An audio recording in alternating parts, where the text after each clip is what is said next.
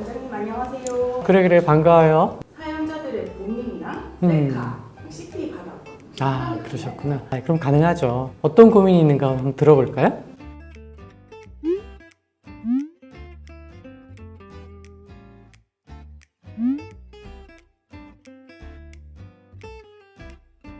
얼굴 비대칭은 원인이 굉장히 다양하거든요. 얼굴 골격의 차이가 있을 수도 있고 근육의 차이일 수도 있고 피부 지방층의 차이일 수도 있기 때문에 골격을 덮고 있는 근육의 차이는 없는지, 또 표정을 지을 때 양쪽 근육의 힘에 따른 차이는 없는지, 이런 것들에 대한 좀 검토가 좀 필요하긴 하네요. 사진을 한번 볼게요. 비대칭 고민이 조금 있으시겠네. 이 정도면 양쪽 광대와 턱이 갖고 있는 선의 기울기가 좀 차이가 있어요. 기울기가 다르게 되면 이제 삐뚤어져 보인다라는 문제를 만들기 때문에, 그리고 입술을 보게 되면은 입술선도 수평이 아니라 살짝 틀어져 있죠. 오른쪽을 보게 되면 광대 안쪽으로 검은 공간이 꽤 자리 잡고 있는데 왼쪽은 검은 공간이 굉장히 적죠. 오른쪽 광대가 왼쪽 광대에 비해서 더 많이 튀어나와 있다. 그렇게 되면은 확실히 오른쪽 광대가 더 도드라져 보여요. 오른쪽 광대가 더 높아 보여요. 이런 환자들은 표현을 하게 되죠. 정면 엑스레이를 통해서 이제 보게 되면은 위치아와 아래치아가 만나는 면이 수평이 돼야 되는데 이분은 교환면이 삐뚤어져 있어요.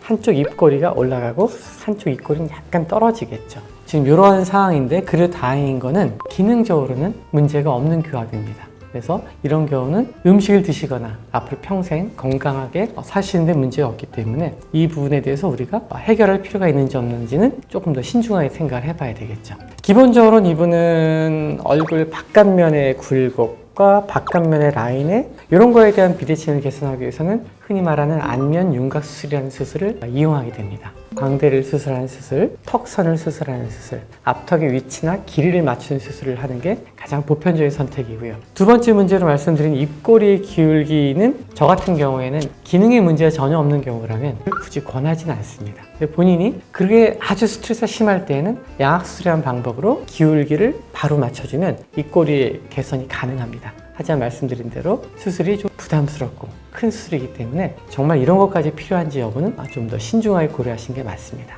이마가 누워있는 문제는 아무래도 필러 같은 보충제를 사용해야 될 가능성이 높기 때문에 이 부분은 반재상 원장님이 상담을 해주는 게 좋을 것 같아요. 네, 이분의 경우는 눈썹이 튀어나와 있고 그 윗부분이 전형적으로 들어가 있고 이 머리하고 이마하고 연결되는 이 부분이 약간 뒤로 들어가 있는 그런 두 가지 문제가 있는 거죠. 가장 시급한 거는 눈썹 윗부분을 잘 채우는 거고요. 그 다음 부분으로는 경계선이 되는 이 부분을 볼륨을 줘서 이 눈 이마를 개선하시면 좋은데요. 방법은 두 가지가 있는 거죠. 보형물을 만약에 볼을 떠가지고 하는 방법이 있고요. 두 번째는 뭔가를 펴넣는 방법이 있습니다. 요즘에 들어서서는 이마 보형물 같은 경우는 조금 어색한 부분이 있기 때문에 지방 이식이나 저 같은 경우는 그 10년 이상 지속되는 그 아테콜 필러 같은 거를 이용해서 이마의 꺼진 부분을 개선할 수가 있습니다. 지방 이식의 경우는 채워 넣었을 때 생착률에 따라서 조금 결과가 달라질 수 있는 부분이 있는데 아테콜의 경우는 조금 비용이 비싸다는 단점이 있지만 한 번만 잘 채워 놓으시면 나이가 들어서도 예쁜 이마를 가질 수 있는 그런 장점이 있습니다.